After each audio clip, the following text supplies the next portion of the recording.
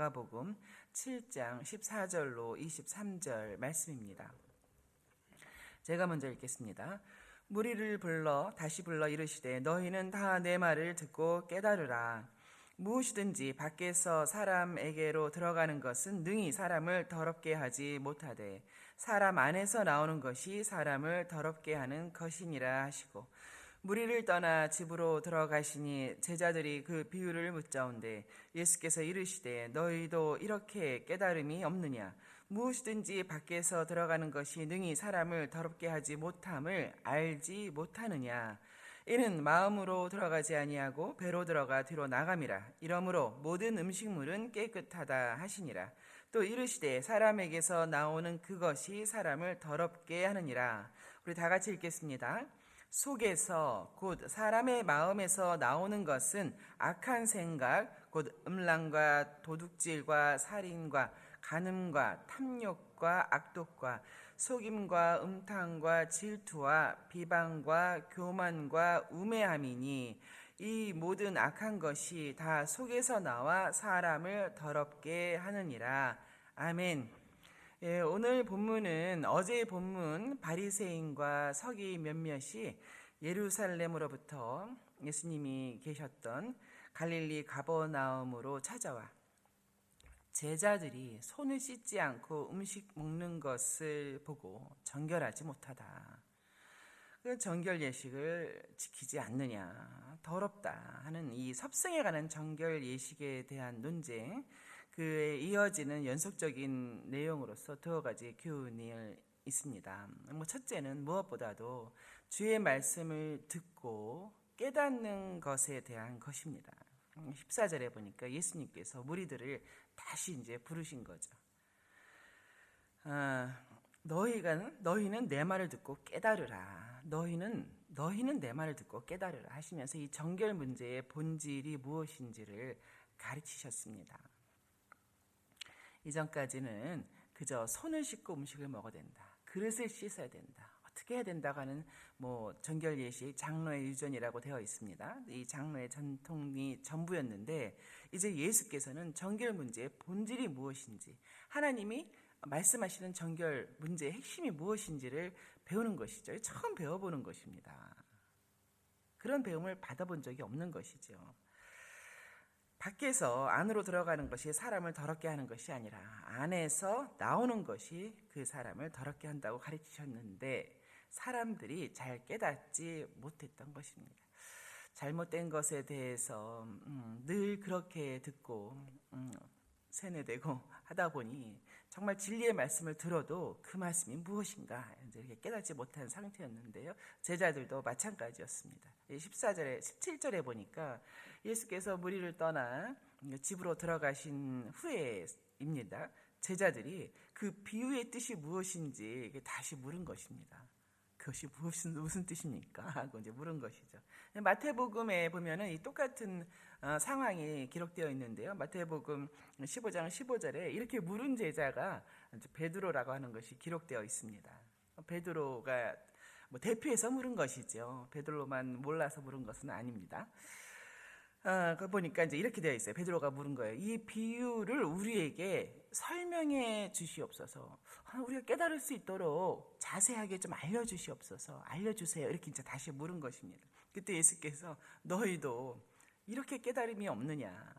이렇게까지 깨달음이 없느냐? 아직도 깨닫지 못하였느냐? 이제 이렇게 말씀하셨어요. 무리들은 그렇다 치더라도 나와 이제까지 함께한 너희들은 깨달았어야 되는 거 아니냐? 꾸중하신 것이죠. 이제 그렇게 꾸짖으셨습니다. 성경에서 예수님이 제자들을 꾸짖는 경우가 이제 언젠가 면밀히 찾아본 적이 있었어요. 왜냐하면 저도 그렇게 꾸중을 들을 테니까요. 두 가지가 있더라고요. 제가 찾은 건 두 가지인데 오늘 본문처럼 마땅히 듣고 깨달아야 하는데 이제 그렇지 못할 때입니다. 그리고 다른 한 가지는 믿음이 적을 때입니다. 근데 예수님께서 우리를 꾸짖고 안 꾸짖고 이렇게 그런 식의 차원이 아니라 우리 성도 간에도 사실 서로 기대하고 서로 좋은 선한 영향력을 미쳐가고 또 주의 교회를 같이 이렇게 세워가고 하는 데 있어서 기대하는 것은 그것입니다. 서로 주의 말씀을 듣고 들려주고 또 서로 다 같이 깨달아가며 그렇게 하나가 돼가고 믿음으로 행해가고 하는 것을 우리가 기대하고 있는 것이죠. 근데 예수님께서 기대했던 그런 것에 못 미칠 때에, 즉 마땅히 깨달아야 할 것을 깨닫지 못하거나 믿음이 적을 때 이제 꾸짖으셨는데요. 이 두 가지 꾸중을 다 들은 제자가 있습니다. 베드로입니다. 베드로는 두 가지 꾸중을 다 들었죠. 사실 베드로만이 아니라 전체가 마찬가지인데요. 오늘 본문에서 이렇게 듣고 또 깨닫지 못한 것에 대해서 꾸중을 듣고 믿음이 적은 자요. 믿음이 적은 자. 여러분 그 본문 아시죠? 왜 의심하였느냐? 그 본문 아시죠? 예, 베드로가 물에 빠질 때였습니다. 그렇습니다. 이것이 베드로만이 아니라 모든 주의 제자들에게 해당하는 단순한 꾸짖음만이 아니라 이게 주의 참 경책이고 이게 호소 아닙니까? 듣고 깨달아라. 믿음으로 행하라는 호소지요. 제자라면 무릇 듣고 깨달아야 된다. 너희들은 깨닫는데 열심을 내야 된다. 그렇지 않으면 맹인이 맹인을 인도하는 격이 되지 않겠느냐. 이제 이런 호소에 담긴 그런 말씀인 것이죠. 이 본문을 며칠째 쭉 묵상하고 있어서인지 어제 우리 제자 훈련반 개강 예배가 있었는데 우리 훈련생분들을 이렇게 뒤에서 보면서 저를 포함해서 마찬가지죠. 부디 주의 말씀을 듣고 깨닫는 그런 복된 제자 훈련반 되도록, 더 나아가서 나 자신이 깨닫지 못하고 있다는 것을 깨닫도록, 또 더 나아가 이제 주께 설명해 달라고. 주님, 제가 이 말씀을 깨달을 수 있게 저를 도와주세요. 성령의 도우심으로 저를 성령께서 조명하여 주셔서 이 귀한 생명의 말씀을 깨달을 수 있게 해주세요. 저는 깨닫지 못하고 있습니다. 이렇게 열심으로 물을 수 있는, 베드로처럼 물을 수 있는 그런 우리 제자 훈련반 되기를 기도했습니다. 여러분도 더불어 함께 기도해 주시기 바랍니다. 왜 그렇습니까? 여러분, 우리가 듣고 깨달을 때에 나를 묶고 있었던 거짓된 속박에서 자유할 수 있지 않습니까? 이 마음의 변혁이라고 하는 마음의 혁신이 듣고 깨달을 때 일어나지 않습니까? 듣고 깨달을 때에 타인을 이해하게 되고 동정하게 되고 용서하게 되지 않습니까? 듣고 깨달을 때에 내가 이제는 하나님과 하나님의 나라를 위하여 선한 결단을 해야 할 때이다. 그렇지 않습니까? 여러분 모두 듣고 깨닫는 자리를 사모하시기 바랍니다. 두 번째로 오늘 본문을 통해 알게 되는 것은 이 사람의 마음의 상태가 심각하다는 것입니다. 이 사람의 마음의 상태가 그것만 보면 절망적이라는 것이죠. 이 마음이라고 하는 것은 인간 활동, 우리 모든 활동의 근간이 되고 있습니다. 근본이 되고 있죠.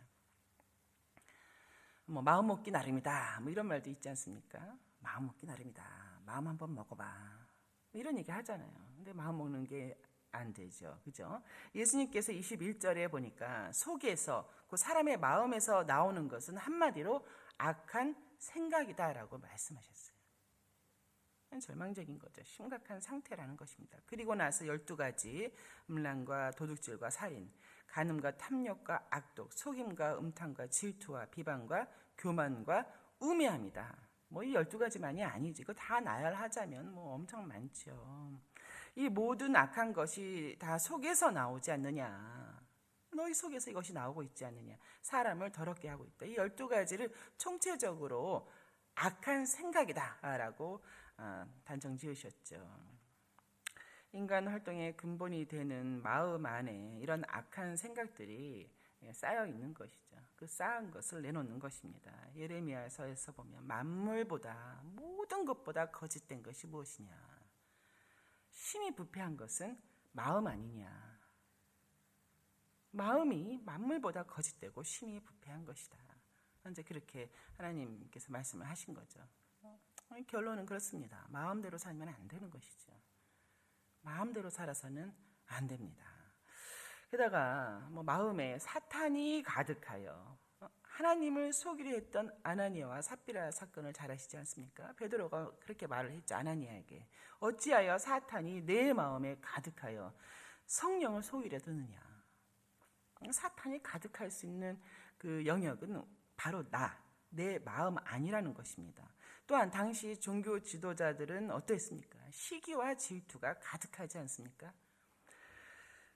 사도행전 5장 17장에 보면은 대제사장들 또 그와 함께한 사람들, 뭐 종교 지도자들인데 다 마음에 시기가 가득하여서 이것이 진리냐 거짓이냐가 문제라 마음에 시기심이 가득하니 그 이후로 그 질투심에 시기심에 그 예수님을 이제 십자가에까지 몰아가지 않습니까? 이 마음의 상태가 심각합니다. 이 제어 장치가 없이는 이 마음이 모든 마음대로 행해서는 우리는 뭐 개인은 물론이거니와 뭐 가정 사회 존속할 수가 없는 것이죠.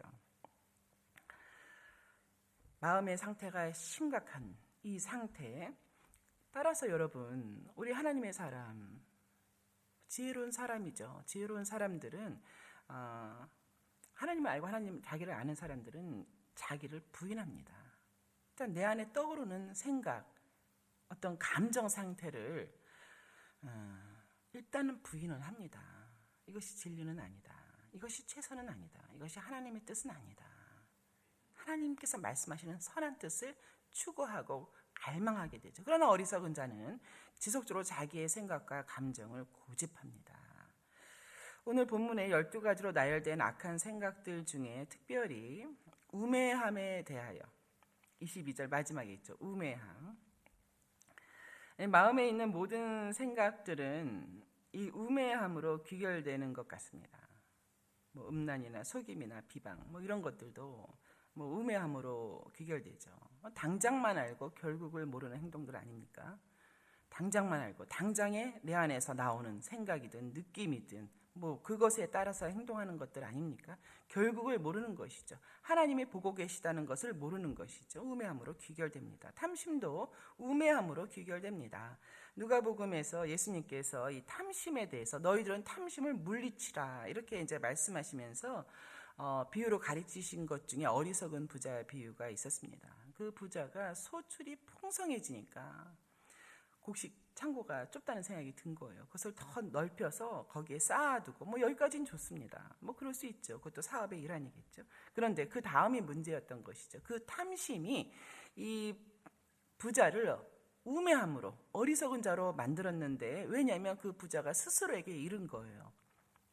내가 내 영혼에게 말하겠다. 영혼아, 이제 여러 해 두고두고 쓸 물건을 많이 쌓았으니 너는 평안히 먹고 쉬고 마시고 즐거워하라. 이렇게 된 거예요. 그러니 그때 하나님께서 이제 이렇게 말씀하실 거라는 거죠. 어리석은 자야. 너는 어리석은 자다. 너는 결국은 어리석은 자고 우매한 자다. 오늘 밤에 내 영혼을 도로 찾으리니 너가 그렇게 쌓아두고 준비한 것이 누구 것이 되겠느냐. 실로 우리 속에서 나오는 많은 모든 이 약한 것들은 우매함으로 귀결됩니다. 탐심의 눈이 멀어서 우매하고 어리석은 중에 귀한 시간 다 헛된 것에 소비하고 체효를 맞은 부자의 비유, 그는 한마디로 어리석은 부자다. 어리석다, 우매하다 되는 것이죠. 뭐 여기 나왔던 모든 12가지든 뭐 몇 가지든 간에 다 마찬가지입니다. 음란한 도둑질, 뭐 살인, 이 모든 것들은 역시 똑같이 이 우매한 부자의 그 최후 종말처럼 그렇게 어리석고 우매한 것이 되는 것이죠. 우매함이라고 하는 것이 무엇입니까? 이 우매하다. 이것이 뭐 단지 조금 뭐 모자라는 듯한 그런 지적 능력을 말하는 것은 아니지 않습니까? 이 우매함이라고 하는 것은 하나님을 모르고 자기를 모르고 그저 자기 안에서 나오는 이 악한 생각을 따라 그것이 최고 가치이고 그것이 옳은 것이냐 행하는 것을 뜻하지 않습니까? 그것을 이제 우매하다고 합니다. 지금은 포스트 모더니즘이라고들 많이 이야기를 합니다. 뭐 여러 가지를 정의할 수가 있는데요. 무엇보다도 이 마음에 느껴지는 대로 그것이 너다라는 거예요. 너는 그렇게 태어났다는 거예요. You are born in like that. 너는 그렇게 태어났다는 거예요.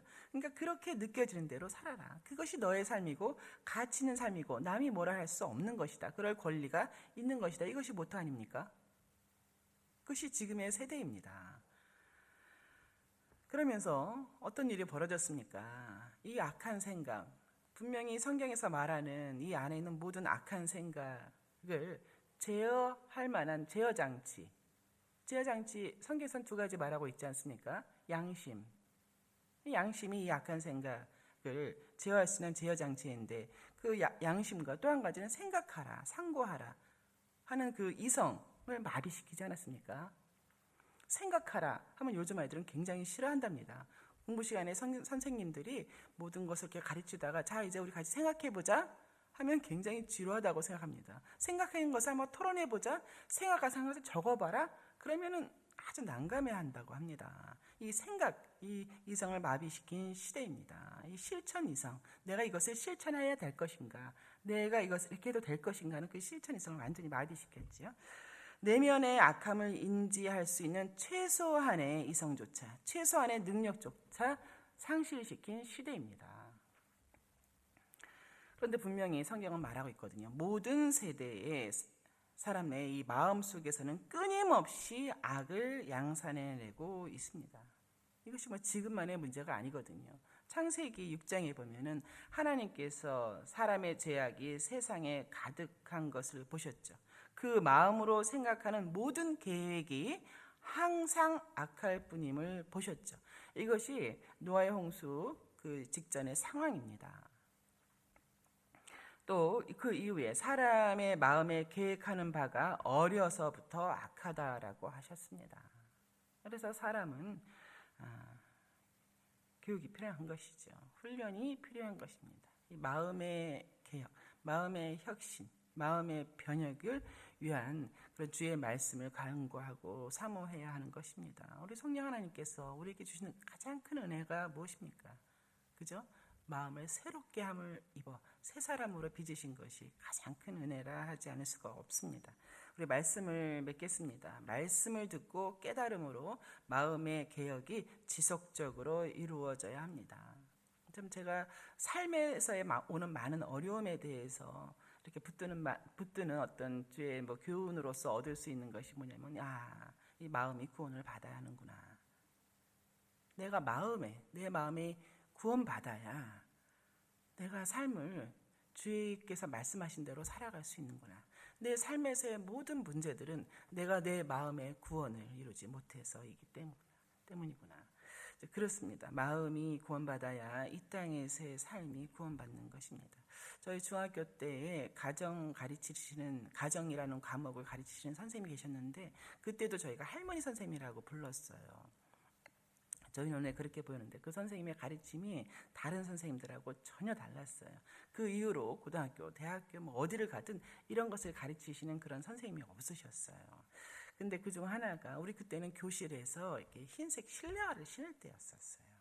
그래서 이제 신발 신고 갔다가 실내화로 이렇게 갈아 신는 그런 때였는데, 그 선생님이 늘 우리를 이렇게 가르치셨어요. 할머니 선생님이셔가지고. 근데 얘들아, 실내화는 바깥쪽보다 안쪽을 더 깨끗이 닦아야 되는 거야. 이런 말씀을 늘 하셨어요. 그리고 실내화 검사를 할 때 바깥쪽보다 신발 벗어봐라. 그리고 안쪽을 늘 검사하셨어요. 흰색 실내화는 바깥쪽보다 안쪽을 닦아야 된다. 그렇게 가르치셨죠. 오늘 본문하고도 관련이 있다고 제가 생각이 됩니다. 신명기 말씀이 바로 그것이거든요. 신명기에서도 이제 이렇게 말씀하셨어요. 신명기 10장 16절인데, 그러므로 너희는 마음의 할례를 행하라. 마음의 할례를 행하고 다시는 목을 곧게 행하지 말라. 마음의 할례, 육신의 할례, 육체의 할례가 참 유대인이 아니다. 마음의 할례를 받는 이가 참 유대인이다. 동일한 게 우리에게 말씀하시는 거죠. 우리도 마찬가지로 마음의 할례라고 표현을 하고, 마음의 혁신, 마음의 개혁, 마음의 변형, 새롭게 마음을 다시 주의 말씀으로 기경해내는 이것이 참 성도이고, 이것이 바로 우리 모든 교회의 아름다운 행실의 근간이 된다는 것이죠. 오늘 이 같은 주의 말씀을 듣고 깨닫는 저와 여러분이 되기를 주의 이름으로 축원합니다. 우리 아까 불렀던